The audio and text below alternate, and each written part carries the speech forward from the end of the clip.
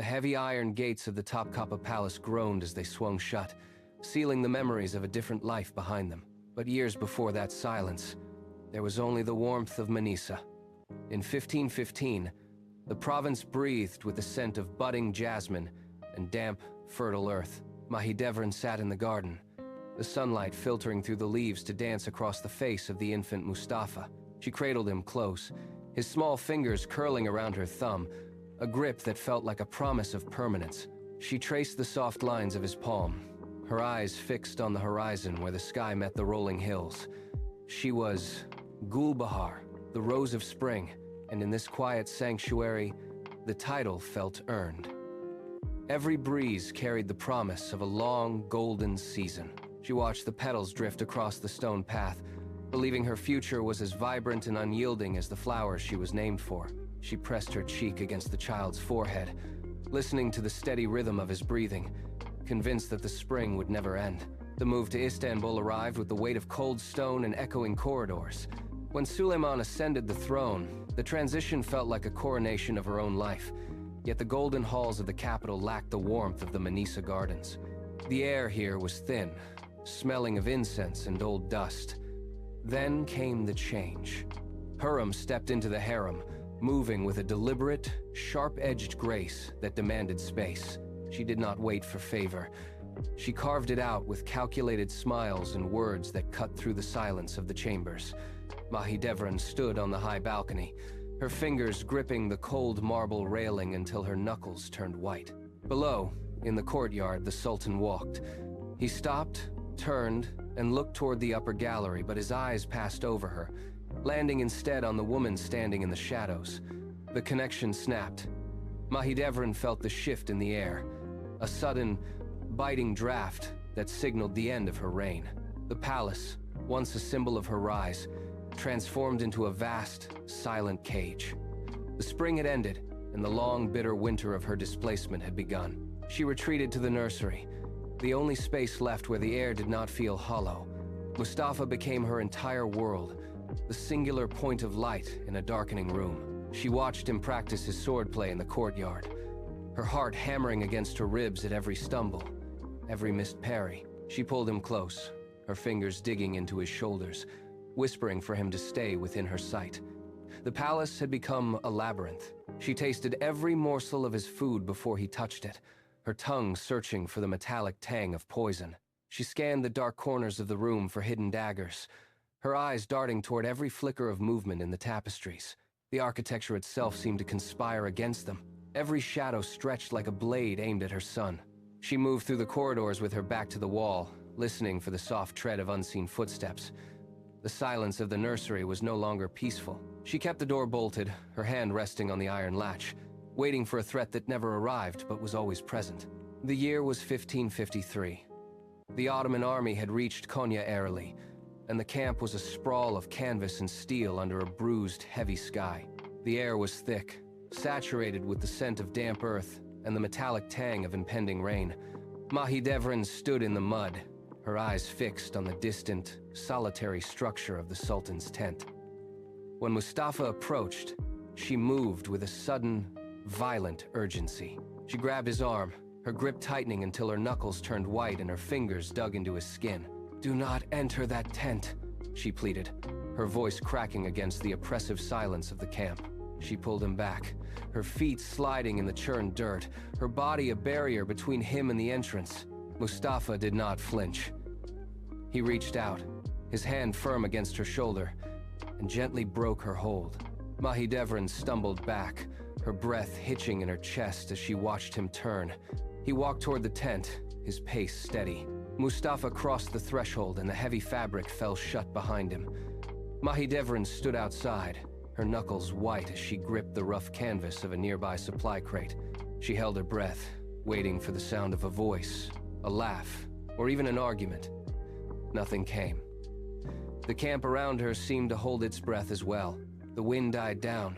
The soldiers nearby stopped their work, their movements freezing in midair. Minutes stretched into hours. Each second, a slow, agonizing drop of water against stone. The silence was not empty. It was heavy, pressing against her eardrums until they throbbed. She stared at the tent, her eyes burning, refusing to blink. Then, the silence broke. The tent flaps parted. The guards emerged, their faces set in hard, unreadable lines. They carried no prince. They carried only the heavy, final weight of an era that had just ended. The air left her lungs in a sharp, jagged gasp. Her knees buckled, the strength draining out of her limbs as if the earth itself had opened up. She collapsed onto the dry, dusty ground, the grit biting into her palms. She did not scream. She simply stared at the dirt, her world vanishing in a single, heart-shattering heartbeat. The decree arrived within days. There was no negotiation, no delay, and no mercy. Mahidevran was escorted from the capital to a small, crumbling house on the outskirts of Bursa. The walls were damp, the roof leaked, and the floorboards groaned under the slightest pressure.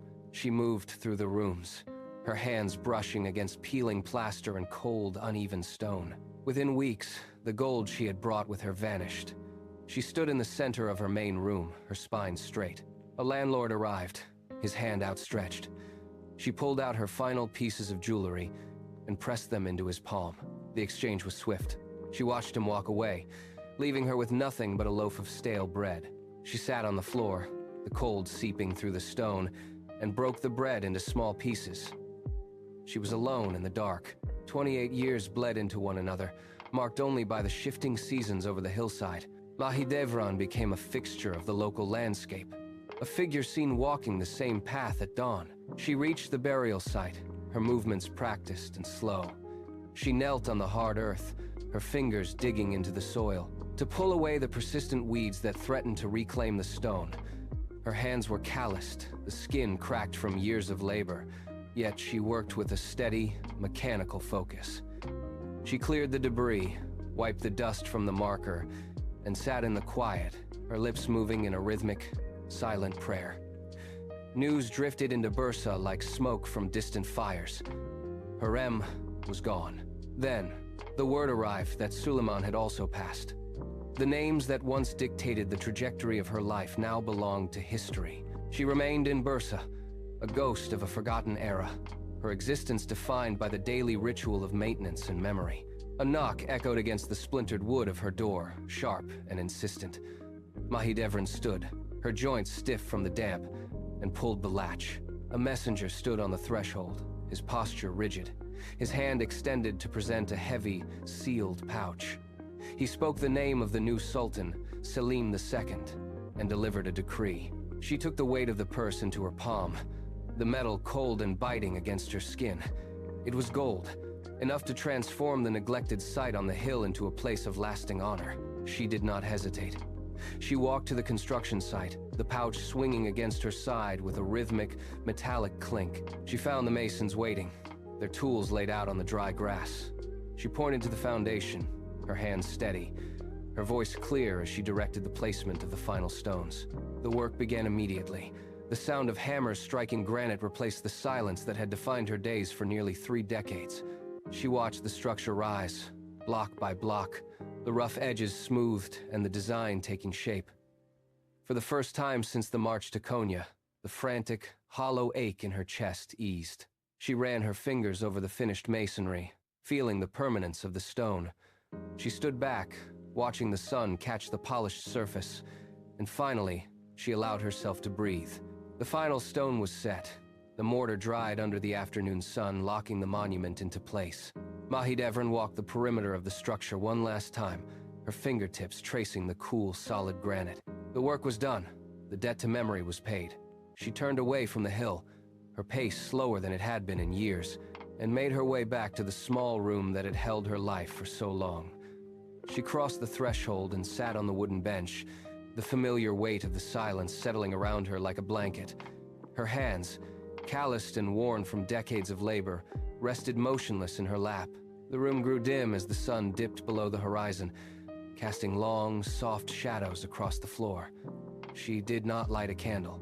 She sat in the gathering dark, listening to the rhythmic pulse of the city outside, a sound that felt increasingly distant. Her breathing slowed, matching the stillness of the room. There was no struggle, no sudden fear, only a profound, settling quiet.